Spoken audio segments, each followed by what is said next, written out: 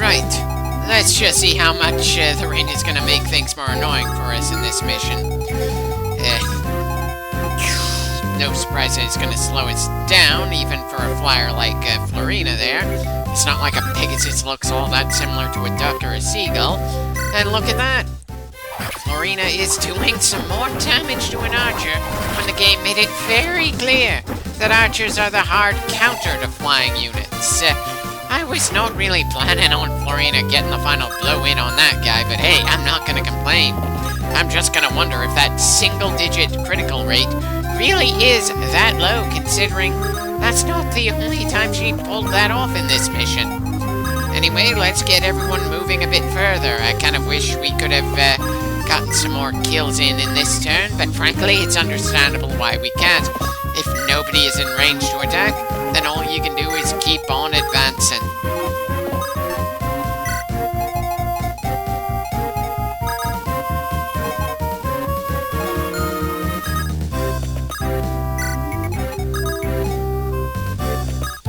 Kind of feel like letting Lucius move further is a bit better than getting Will to move a bit further in this particular turn. Hell, I doubt that Will is going to get anything done in this mission.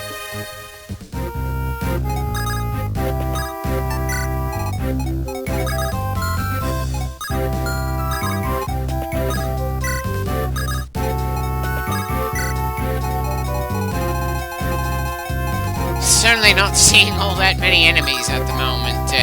Is Lundgren going to gain any reinforcements as the mission goes on, or is this all we're going to get from the bastards?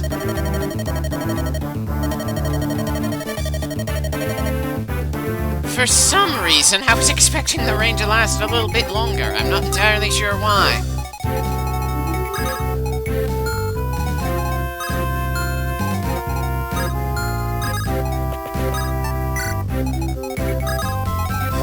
Well, let's try to be braced in case the rain stops in the enemy's turn here.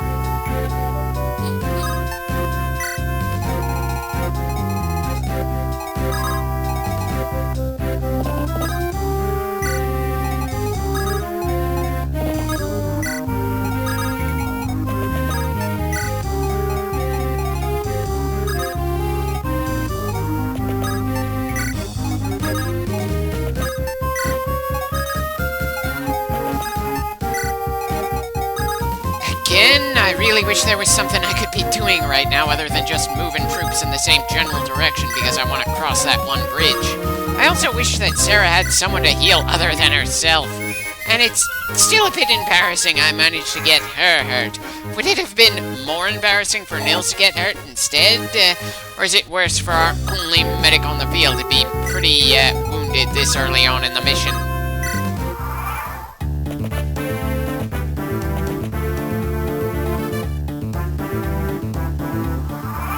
Nice to know the enemy didn't get to take advantage of the rain ending there. That's our job. I suppose that means the weather is on our side, but then we're the only ones really moving. Well, there aren't too many forts that enemies could spawn from, so, we're certainly not going to get absolutely swarmed, that's for sure.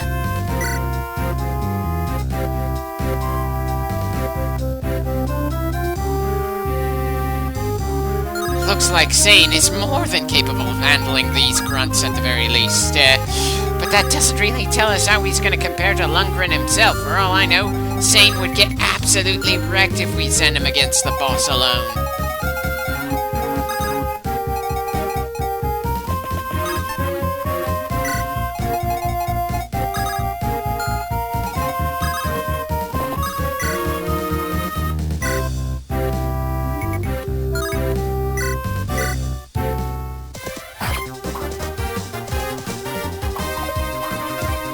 He wouldn't have even done any damage if he hit and the poor bastard still missed. I probably shouldn't feel sorry for the random grunts that are between us and the boss we need to complete this campaign. I mean, for God's sake, I'm killing them just for the experience.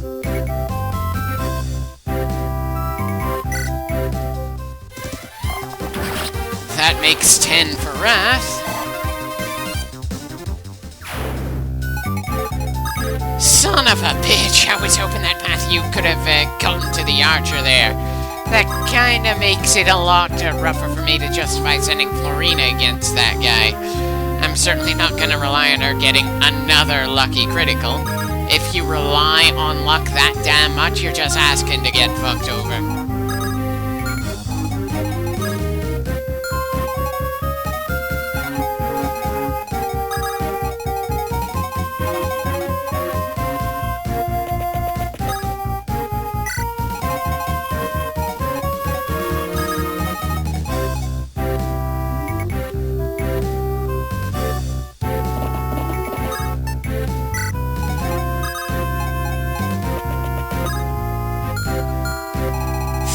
Might be a bit too far in an exposed position for Sarah. I'm not 100% sure, though.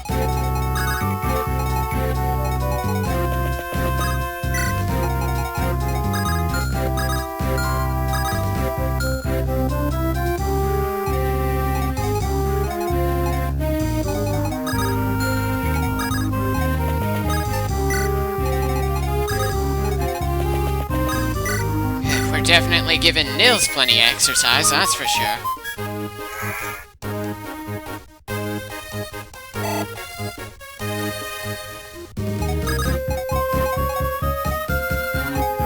Shit! Still not far enough to land any hits to the archer and make it easier for Florina to have a chance to finish the guy. Ah well, guess we're just gonna have to wait another turn before we start killing some more of these bastards.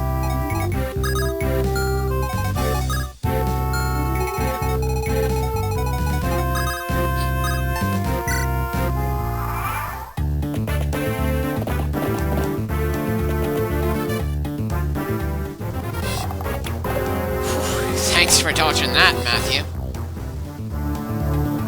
Kinda surprised the swordsman and mage on the enemy's side didn't move, considering all the other enemies that did. Well, that's another kill for Kent. Not too sure if we're gonna break that tree to gain that extra route to Lundgren. It's not like I feel like we're gonna need the extra supplies from the stores down there, but I suppose it couldn't hurt either. Everything we've got has a good amount of durability to get the job done, considering the enemies we've been seeing so far and how many are left.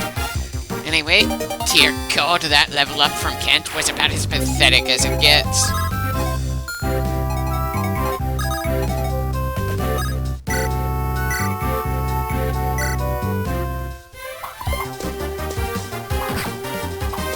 I was really hoping for 2 hits there, but hey, it's not like Matthew is one of our aces.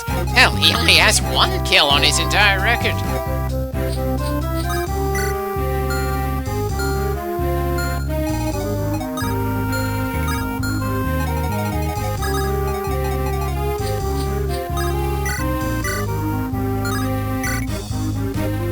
Just 1 HP away from killing the bastard. Painfully close.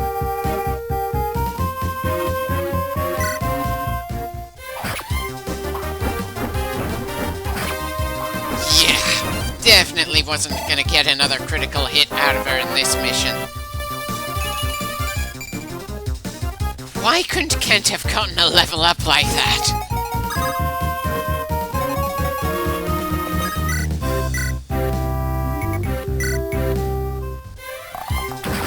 I guess Will did manage to get another kill in. That's 4 for him in all.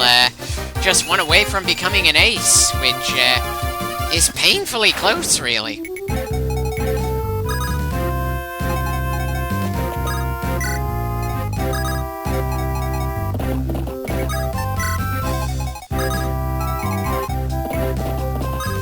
Well, it certainly looks like the horsemen are pretty comfortable going through the open plains. No surprise there.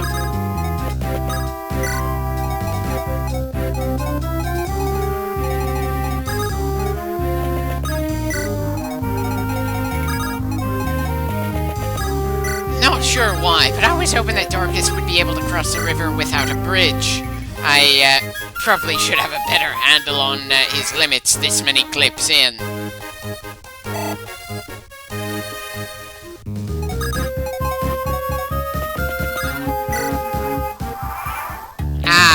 So he's getting a small number of reinforcements from just one of the forts there. I probably should have noticed that in a previous turn.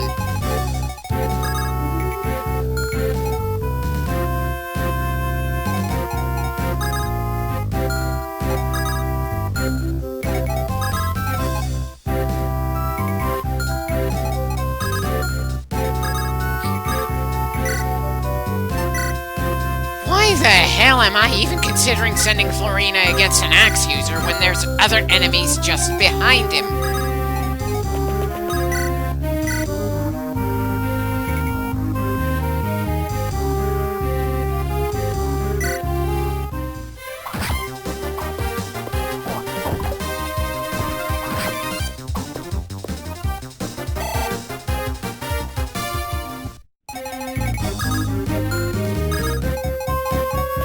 Right, he should be softened up enough for Urk.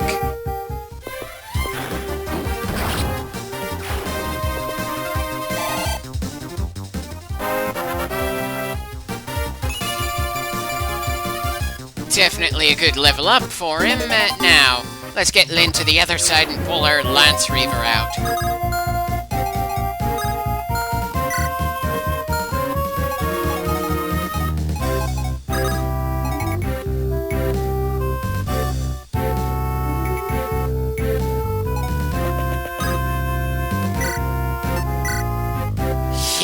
This guy isn't gonna be an issue. I was worried she might get surrounded if I push too far ahead with her, but she can definitely handle whatever these guys have to throw at her.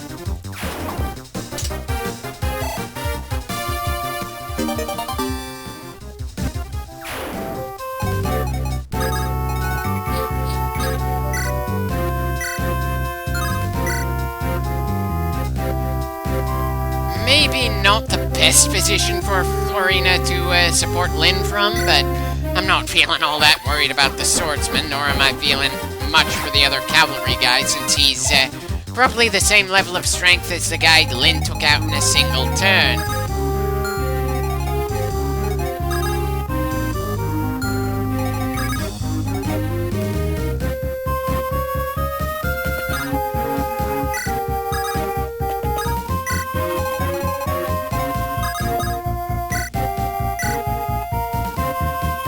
Okay, so not able to take that tree down in a single hit. I suppose that makes sense. Spears weren't designed to fell trees, axes are.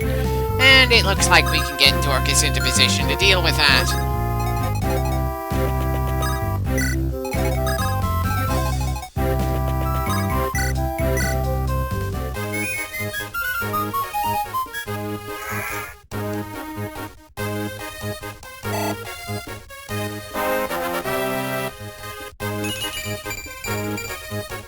Really not sure what luck grants anyone around here, or at least the stat version of it. I just know that the player wants luck to be on their side. So apparently Dorcas wouldn't have been able to knock the tree down in a single strike anyway, and he's our strength-focused axe user. Hell, he's the only axe user we've got. Just what variety of trees are these anyway? Australian Burlock? I probably mispronounced that. I literally just did a Google search for the most durable kind of tree on Earth, and that was what Google told me. Kind of surprising, since I always thought that mountain mahogany from the United States was the hardest. Nope. According to the little website I'm looking at, that seems to be 6th place. And I do not see English oak anywhere on this list.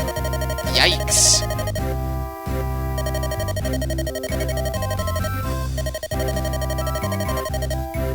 We're already familiar with a few such items, ma'am. I believe we used a robe of some kind to improve Lynn's stats a bit very early in the campaign.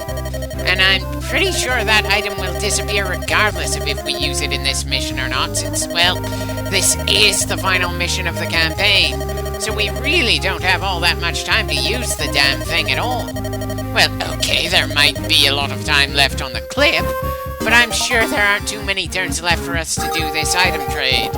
Definitely want this to get to Lynn, since I kind of want her to be the one to kill Lundgren, since he's her ultimate rival and all that.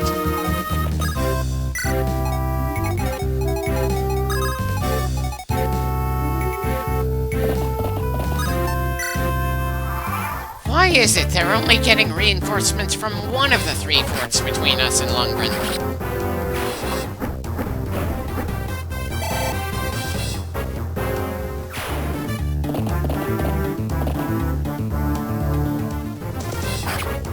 Well, this is about as good a time as any for Florina to pull back and get some healing. I was kinda hoping that horseman would go after Lynn instead, but hey, Florina's still alive, so I didn't really screw up there. It's a bit annoying, though, that the most mobile member of our team is one of the least durable. If there were more missions that encouraged us to use someone that is slow-moving and highly durable like Wallace, then I'd have less of a problem with that. But the mission design, for the most part in this game, and a good amount of the rest of the franchise, encourages mobility way too much. Anyway, really like Lynn's critical hit animation there. I can't help wishing that we got to see it more, but I suppose seeing it more would make it feel less special when it happens.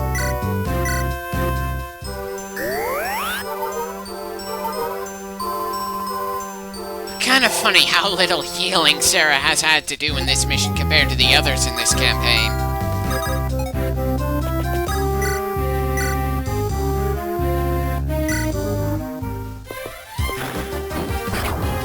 Whew, that was a damn good hit. Now, is there anyone who can follow up on that strike? I'd rather not have Matthew go up against a bloody spearman.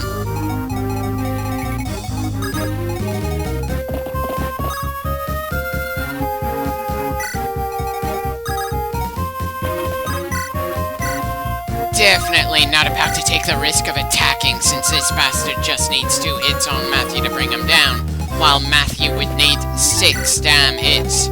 Sure, he can take 2 strikes per turn, but still way too risky.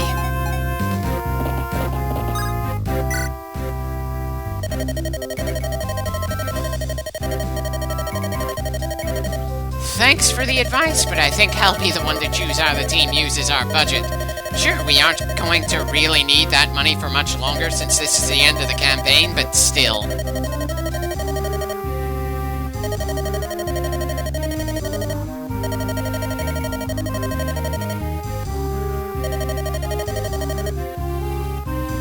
Thanks. Definitely hope that luck is on our side as well. Lundgren can afford to lose everyone other than himself, while I'm pretty ready to hit restart if we lose so much as one person. Kind of funny considering I really don't feel especially attached to any of the characters in this game. Sure, using the scoreboard thing I've been doing for this playthrough of the game is making me more likely to enjoy getting this or that character into the fight, but I'm not going to feel any sadness when it's time to say goodbye to any of them. Not even Lynn, who is the only person to get any kind of character development and is the only person this entire campaign revolves around.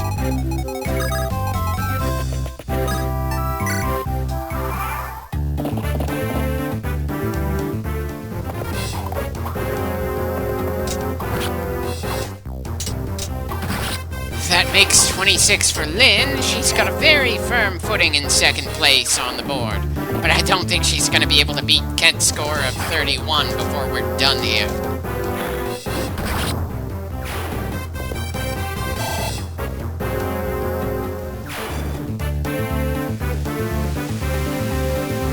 And once again, we're going to be slowed down by the rain, and if anything, I'm more annoyed by the lack of enemies we can strike at in this turn than the fact that we've lost a good amount of mobility for a bit.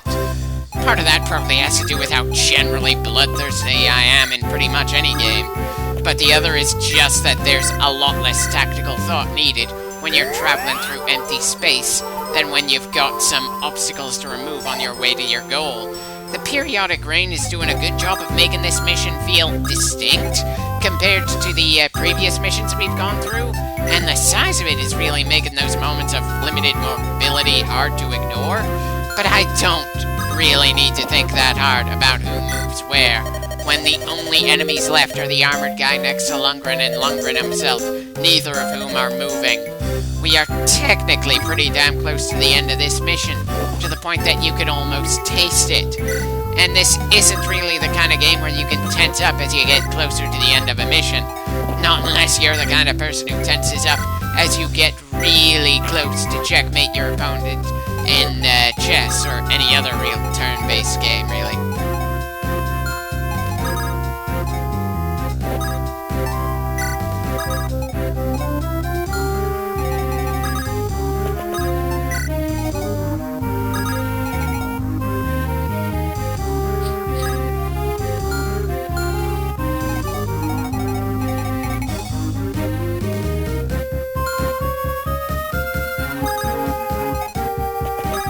Okay, nothing for Nils to do in this turn. I suppose it had to happen eventually.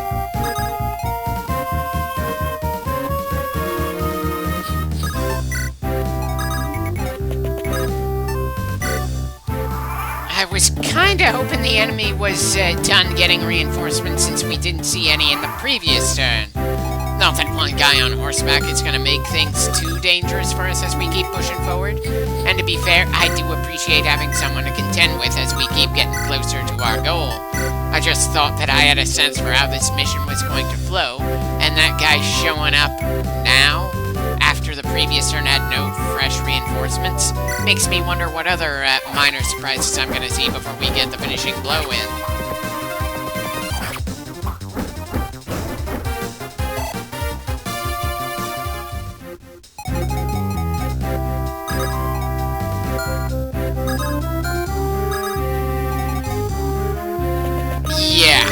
Definitely doesn't look like Will is gonna get another kill in this mission. He's gonna have to go through this campaign just outside of 8 status. Not that 8 status really means much of anything in this setting.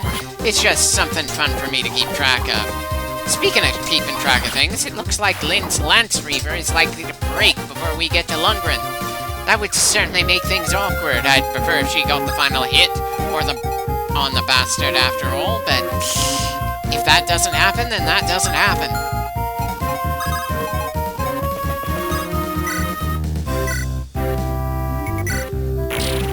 Another tree falls to Dorcas's axe. Not really something worth keeping track of, but again, it's something that got me a little amused. Maybe I'm getting a little punch drunk this many clips in. That's probably gonna make things just a bit more ridiculous when I push on to the other campaign of this same game.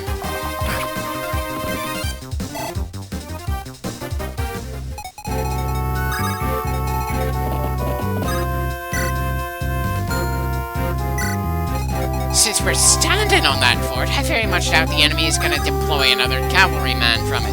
Sure, we could take another one on, but Lynn's sword is getting close to the breaking point, and I'm not all that sure how much damage she's going to be able to do to, frickin' Lundgren, even with the Lance Reaver. When am I going to have Matthew give her the damn Armor Slayer? I keep meaning to, but not actually doing it.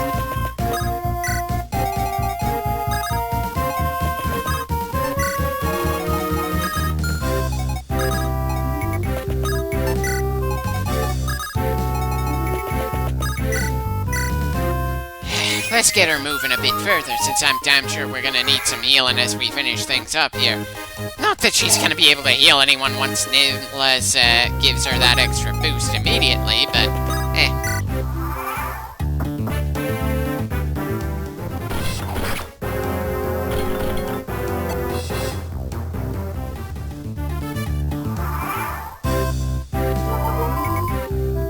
And apparently we don't need Sarah to do all that much healing anyway, since our wounded are standing on forts to gain some extra health. She can still top someone off though, so I suppose that's something.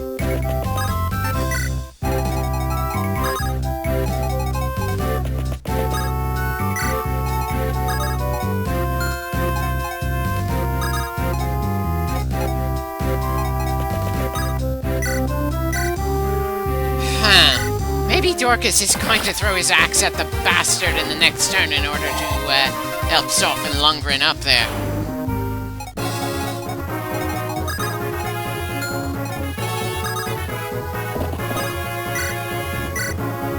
Really? Even the anti-armor bow isn't going to do all that much damage to Lundgren? Bloody hell! Son of a fucking bitch. Does he absolutely have to be this much more durable than everyone else on the field? I know he's a boss, but we are playing on the easiest difficulty in the game, and technically this entire campaign is the tutorial for the rest of the game. Why make the bosses this absurdly capable compared to everyone else in a tactics-focused game?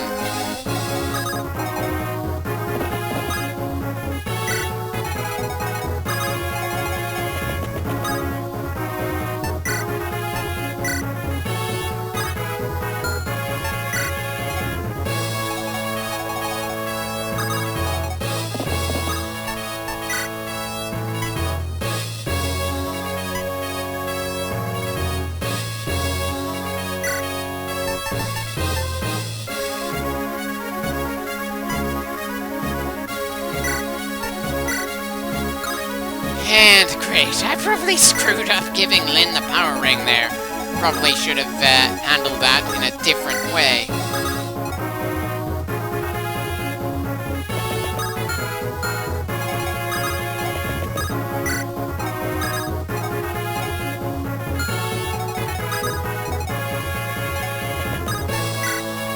I'm suddenly noticing this clip is going to end soon, and I very much doubt it's going to be with Lundgren getting killed there. Oof. Oh dear, please don't tell me Lundgren manages to get a lucky kill in.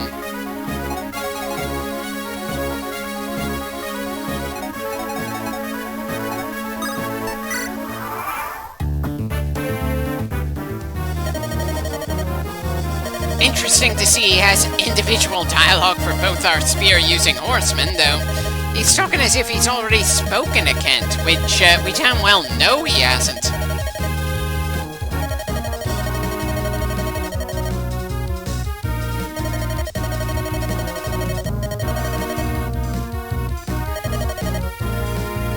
Gracious offers need more incentive when you're a general with no army left.